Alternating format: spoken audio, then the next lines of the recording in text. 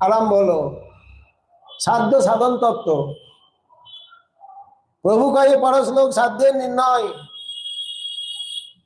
সাধন না সাধ্য, চরম সাধ্য বস্তু কি এটাই নির্ণয় করে দেবেন। প্রভু কয়ে পরশ্লোক সাধ্যের নির্ণয়, রায় কয়ে সধর্ম আচরণে বিষ্ণু ভক্তি হয়। শুধু মুখে বললেন না, বিষ্ণু পুরাণের একটি শ্লোক উদ্ধৃত করলেন। বর্ণাশ্রম চারবতা পুরুষেন্দ্র পরপুমান বিষ্ণুরাধ্যতে পন্থা নান্যতত্ত্বৌ সুকারণম। এটা বেদের মূল ভিত্তি। প্রথম কথা, এটা চরম কথা না, চরম সাধ্য তত্ত্ব না। কারণ সাধ্য তত্ত্ব বলতে গিয়ে সেখানে এসব ছাড়ে আর বর্ণাশ্রম ধর্ম একান্ত হয়ে কৃষ্ণের শরণ। বর্ণাশ্রম ত্যাগ করে একান্ত ভাবে ভগবানের চরণে শরণ গ্রহণ করতে হবে। এটাও শেষ কথা নয়, আস্তে আস্তে বলছেন মহাপ্রভু। চঞ্চল হবে। মদ্ভক্তই বা সর্বং ভবিষ্যতি, শ্রদ্ধা শব্দে বিশ্বাস কহে সুদৃঢ় নিশ্চয় কৃষ্ণ ভক্তি করিলে সর্ব কর্মকৃত হয়। সর্বং ভবিষ্যতি মদ্ভক্তই বা, ভগবানের চরণে ভক্তি করলে সমস্ত কার্য করা হয়ে যাবে, সমস্ত ধর্মের ফল পাওয়া যাবে। সর্বং ভবিষ্যতি দৃঢ় নিশ্চয় নেই ধর্মান সংত্যাজ্য, এই ব্যক্তি ধর্ম ত্যাগ করতে পারবেন। এই ব্যক্তি স্বধর্ম ত্যাগ করার অধিকারী, যিনি জানেন যে ভক্তি করলেই সমস্ত ধর্ম আচরণ হয়ে যাবে। এর জন্য এই সিদ্ধান্ত, ইনি ত্যাগ করলে তার কর্তব্য হবে না। যার এই এতদূর আসেনি, যিনি এতদূর আসেননি, তার কিন্তু শ্রদ্ধাবান জন হয় ভক্তের অধিকারী। একমাত্র শ্রদ্ধাবান জনই ভক্তি মার্গের অধিকারী। যতদিন পর্যন্ত আপনি ভক্তি মার্গের অধিকারী না হচ্ছেন, তাবৎ কর্মাণি কুর্বিত ন নির্বিদ্যত যাবতা মত কথা শ্রবণাদ বা শ্রদ্ধা যাবন ন যায়তে।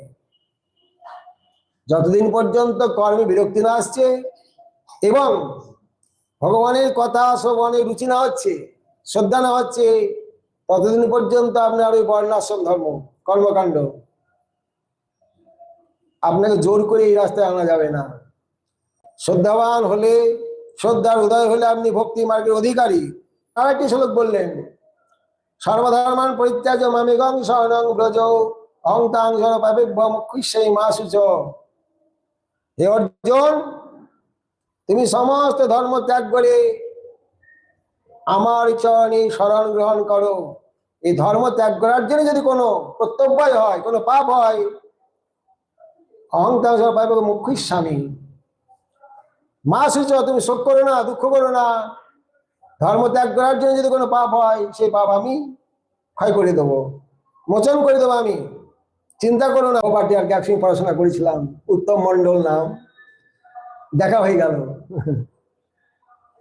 আমি দেখা হলাম, বললাম এখন কি করো? এখন মিলিটারি চাকরি করি, তবে আমি দৈনিক এক অধ্যায় গীতা পড়ি। তবে আপনাদের গীতাতে দেখলাম অনেক ভুল কথা লেখা আছে। সে কেমন কথা? বলে এই যে আমরা জানি অধর্ম ত্যাগ করতে হয়, অধর্ম ত্যাগ করে ধর্ম করতে হয়, ধর্ম ত্যাগ করতে হয়, এটা আমরা জানি না। এটা ভুল করেছেন। ধর্ম করতে হয়, ধর্ম ত্যাগ করবে কেন? ও ওই রকম না, ধর্ম ত্যাগ করে পরম ধর্ম করতে হয়। সবই পুংসাং পর ধর্ম যত ভক্তির অদক্ষ যে। ভগবানের চরণে ভক্তিটা হলো পরম ধর্ম। সমস্ত ধর্ম ত্যাগ করে সেই পরম ধর্মের আশ্রয় নিতে হয়, ভগবানের ভজন করতে হয়। এটাই গীতার মুখ্য উদ্দেশ্য। ধর্ম ত্যাগ করলেই হবে না, ভগবানের ভজন করতে হবে। মোটামুটি গীতা শেষ হয়ে গেল নাকি? প্রভু খাই এহ বাহ্য আগে কহ, আর চরম হলো না। এটাও বাহ্য কথা, বাইরের কথা, আগে কহ আর। রায় কয়ে জ্ঞান মিশ্রা ভক্তি সাধ্য সার। তাহলে কর্মযোগ, জ্ঞান যোগ চলে গেল, শেষ হয়ে গেল। এখন মিশ্রণ বলছেন, কর্মমিশ্রা, জ্ঞান মিশ্রা, যোগ মিশ্রা। রায় কয়ে জ্ঞান মিশ্রা ভক্তি সাধ্য সার। ত্যাগ, জ্ঞান মিশ্রা ভক্তি, সেখানে শ্রদ্ধার কথা বলা হয়নি। শ্রদ্ধাবান জন হয় ভক্ত অধিকারী, সেখানে শ্রদ্ধার কথা বলা হয়নি। শ্রদ্ধা শব্দে বিশ্বাস করি সুদৃঢ় নিশ্চয় কৃষ্ণ ভক্তি করিলে সর্বকর্মকৃত হয়। শ্রদ্ধার লক্ষণ কি? তাবৎ কর্মণি কুর্বিত নির্বিদ্য জগতা মৎকত শ্রবণাদৌ বা শ্রদ্ধা যেমন ন জায়তি। শ্রদ্ধার লক্ষণ প্রথমে ভগবানের কথা রুচি হবে, ভগবানের কথা শুনতে ইচ্ছা করবে। এই যে এতক্ষণ এলো ওটা, যারা জ্ঞান লাভের চেষ্টা ছেড়ে দিয়ে সাধু হরি কথা শুনবেন তারা ভগবানকে বশীভূত করতে পারবেন। কিন্তু ওই মার্গে ধর্ম ত্যাগ করলেও ভগবান বশীভূত হবেন না।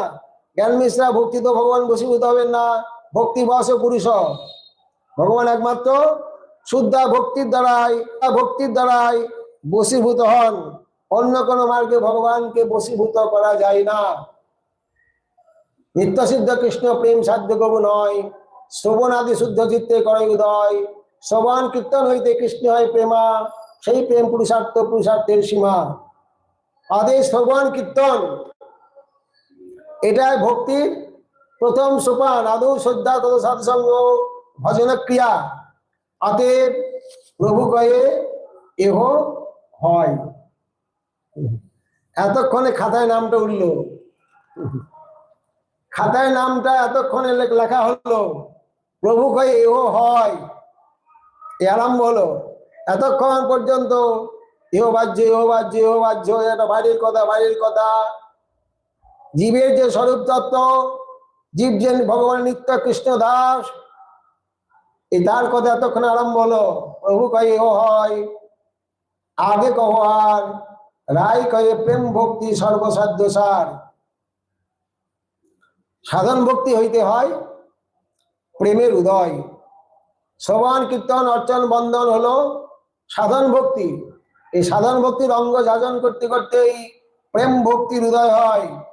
এই জন্য সাধন ভক্তির পরেই, শ্রবণ কীর্তনের পরেই রায় রামানন্দ বললেন প্রেম ভক্তি সর্বসাধ্য সার, যেটা প্রয়োজন তত্ত্ব।